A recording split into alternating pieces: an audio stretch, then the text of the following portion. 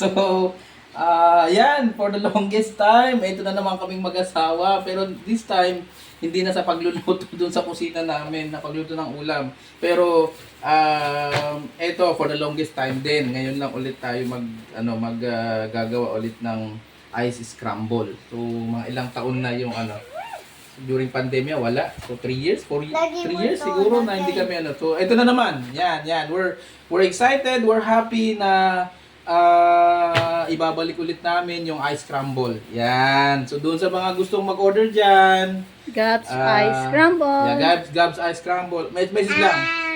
Pero syempre, within the area lang muna, ha? Okay, wala pa tayong pan-deliver eh. Alright. Ayan guys, so syempre yung una natin gagawin is to crush muna yung mga tube ice. Ayan, ganyan lang.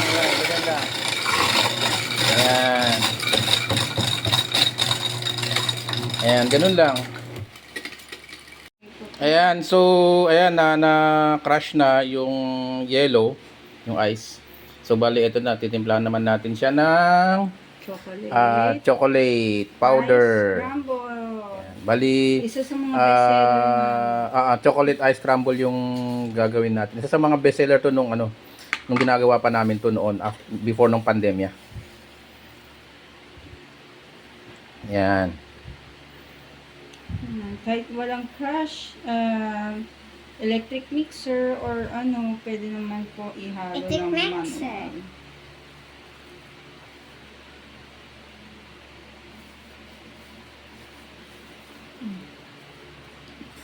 Okay po.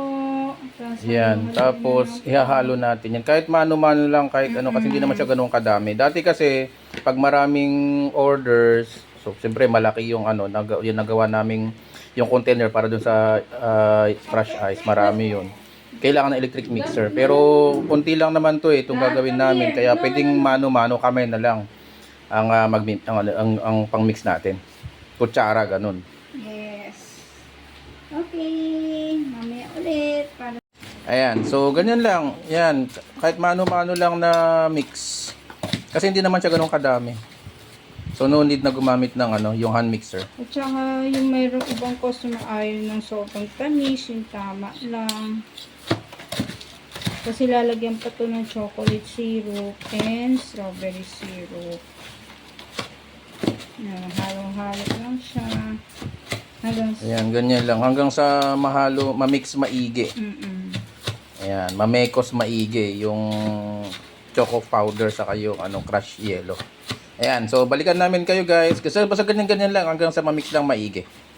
Ayun guys, so nakuha na natin yung desired natin na mixture ng crush yellow saka ng choco powder. Ayan.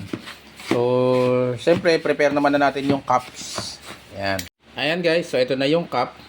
Ayan, so sino po gusto mag-order? Ayan, so ayan, lalagyan na natin siya nasa gilid-gilid ng chocolate. Syrup, yes. Para pang-design. Ayan, paikot lang.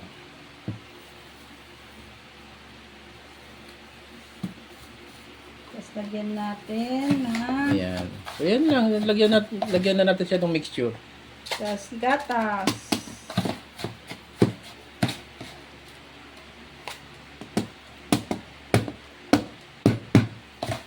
Nasa inyo kung gusto niyo lalagyan ng toppings ng eto crush Oreo para bago yung gatas. Ayan guys, so naisalin na natin siya doon sa ating cups. So lagyan na natin siya ng skim milk. Ayan, so bali skim milk yung ginagamit namin dito. Ayan, tapos tayo ng skim milk.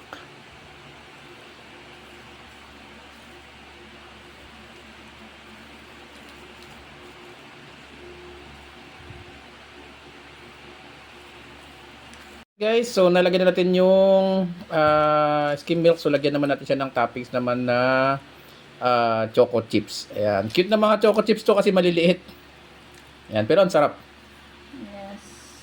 Ayan, tapos tingnan pa natin ano pa yung mga pwede nating ilagay ng mga toppings.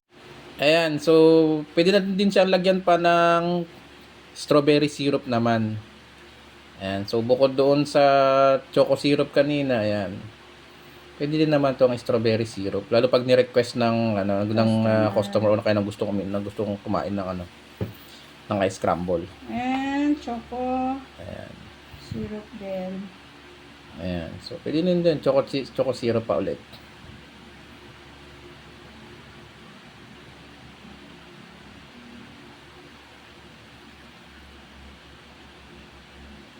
Okay.